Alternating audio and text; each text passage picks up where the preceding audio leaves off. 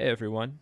In this video, we're going to talk about using additional synthesizers to generate waveforms, which we'll then use as the basis for our wavetables inside of Serum. I apologize in advance if somebody's already done a video on this. I haven't looked around, so I'm sorry if I'm infringing on somebody else already doing it, but this is the process that I would go about in order to create my unique wavetables using additional instruments. And in a more realistic case, you would use this with like a hardware synthesizer that you've run into a distortion, that you've then run into a preamp to further color the sound from the preamp into your audio interface, from your audio interface into the digital audio workstation of choice. But for this example, I'm just going to use the built-in polysynth. I've already created my waves, but let's just talk a little bit about some settings. Number one, you want your envelope wide open, so you want just a standard gate message here. Okay, you probably don't want to apply any filtering because that's going to be a part of that wave shape. When we go into Serum, we can use any of the filters we want there. So unless you want that, unless maybe you want to pull the frequency down and chunk the resonance up or something to get that unique flavor, I wouldn't really recommend doing it. What I've then done is to add some additional harmonics. I've gone into a distortion, and then inside of that distortion, and this is kind of unique to Bitwig, I can even tone that distortion further using the ladder filter, which is the analog modeled filter inside of this application. Not really important, but I thought I would just show you that quickly. So I've created 3 of these, and I wouldn't recommend creating more than 3 or 4. Because if you have too many wavetables, especially, or wave shapes, excuse me, that are all over the place, morphing between them gets kind of confusing. It's also nice to have 3 because you know on the far left you have a particular sound, dead center you have your second sound, and all the way to the right you have your third sound. So for me personally, that's just how I like to go about creating wavetables. So here's our first one. Here's our second one. Here's our third one. So after you have your wave shapes that you want, what you're going to have to do is use Audacity or another like specific wave editing application to create your single cycle waveforms.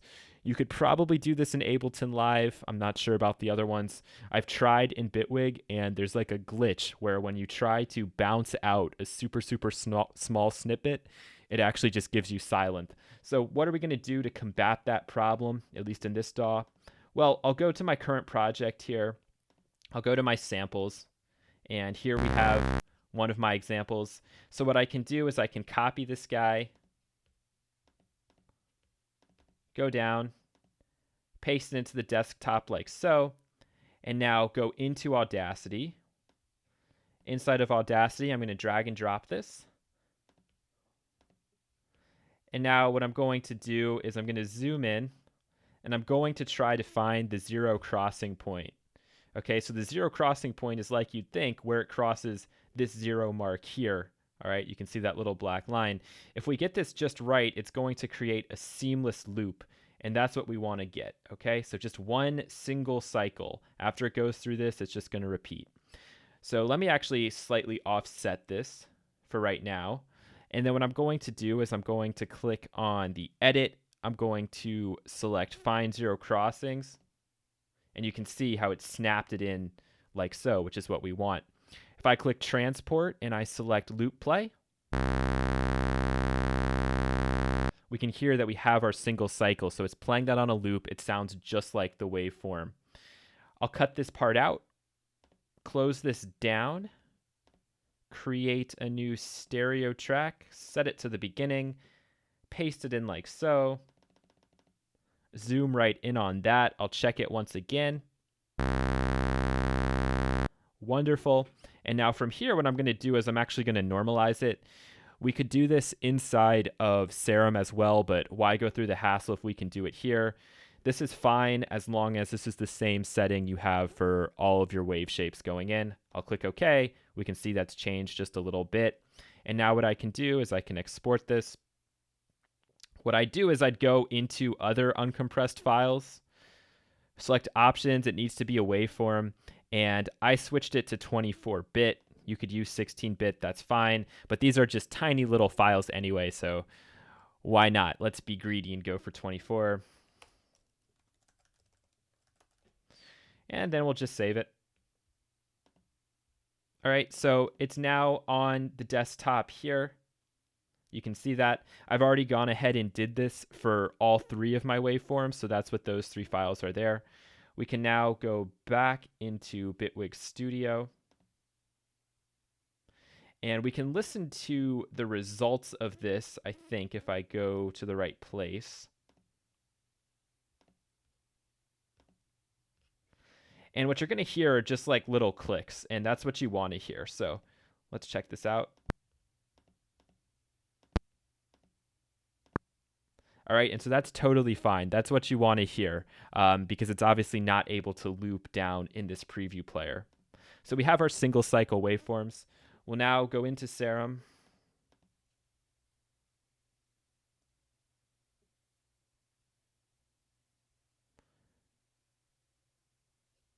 And I'm actually going to reinitialize this. Okay, and now what I can do is I can go into the wave editor here, and I'm going to select import. Okay, and now I want audio to single cycle. So we have our single cycle waveforms. They're already perfect. All I have to do is import the 3 of these in, go to the desktop. Let's select resample saw for the first one. I actually think that's the one I want. Okay, perfect. I'll go to number 2. Import my second one. We can see the changes here. And then I'll go into number 3 and import my third one. Okay, so right now, what's going to happen is we're just going to be switching between these waveforms based on where we're at. Okay, so 1, 2, and 3 like so. But what I want is to be able to morph between these guys nice and smoothly. And all we have to do is one additional step for that, and that's go to the morph. And I'm going to choose crossfade because personally I like the way that one sounds. And you can see that we now have 129, 256, and we can scroll through all of our various stages like so. And this is what really makes this particular synthesizer so unique. With a sampler, you can't emulate this behavior. It's just impossible. This has created a wavetable for us. All right, and now if I go back in,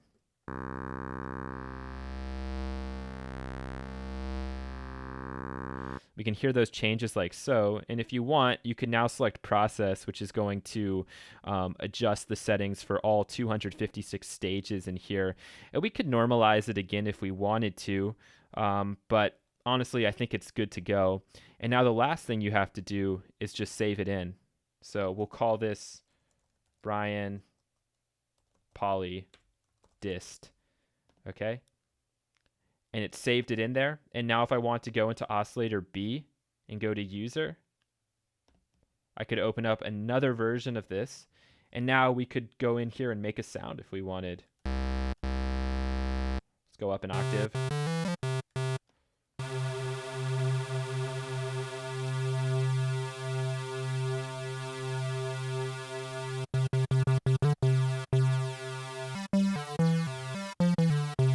Then I could go to my wavetable position, take an LFO, have it move nice and slow. I'm going to change this around so that it's bipolar by hitting Shift and Alt or Option. Maybe pull that up a little bit. Let's make it real interesting.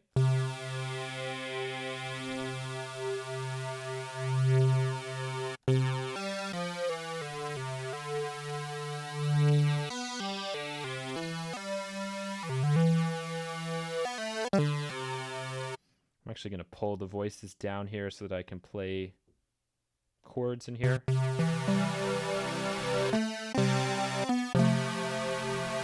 And now if we wanted, we could start to add in some of this second guy here. Maybe we'll put this up 7 semitones.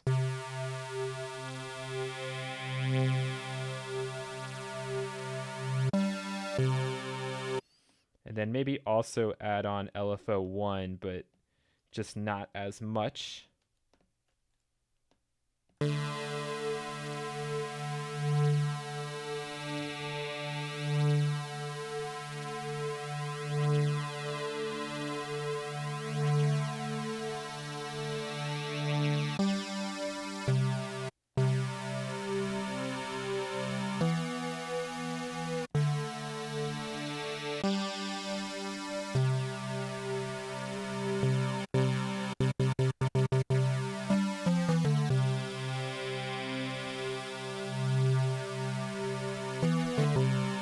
right, so we have that like so. Maybe we could go in, add a little bit of sync.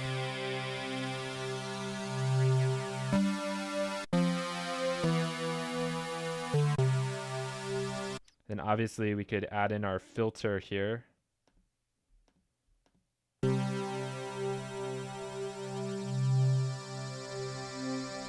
maybe throw an envelope on there. Also, let's run B through that as well. And I'll set that to go to the cutoff. And we'll just do something real easy.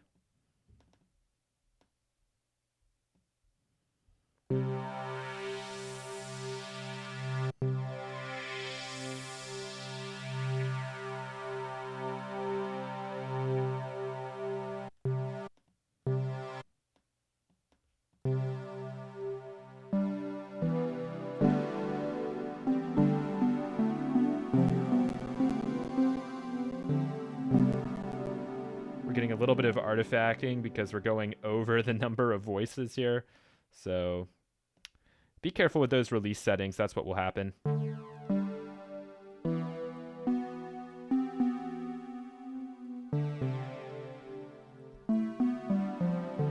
And now also from doing this, we have access to the effects section. So we could throw on like a chorus and a reverb. And you don't want to put a chorus on those like initial waveforms because you're going to be blurring things. And when you blur things, it's harder to find the zero crossing point. And that's specific to stereo files, right? Because in order to get those wide sounds, you're just kind of slightly putting off the left and the right channel. And so finding zero crossing points becomes a heck of a lot more difficult there.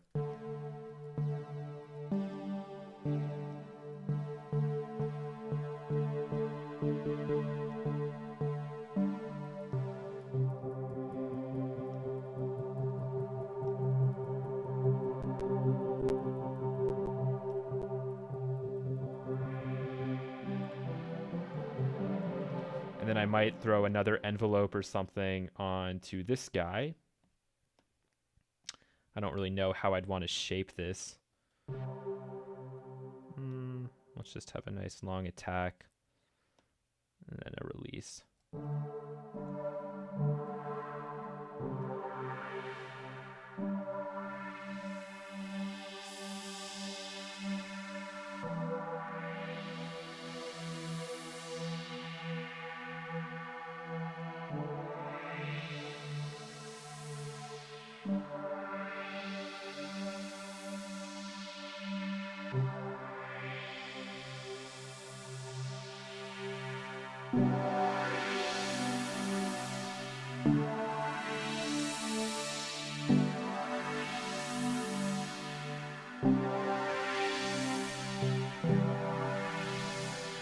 All right, so that's the process. That's how you go about doing that. And you can tell just from that quick example how powerful that is. And really, it's the reason why I purchased a synthesizer. It's so easy for us to do this now. We don't have to have any coding knowledge or anything. We just have to generate a single cycle waveform and we're good to go. All right, thanks a lot. Take care.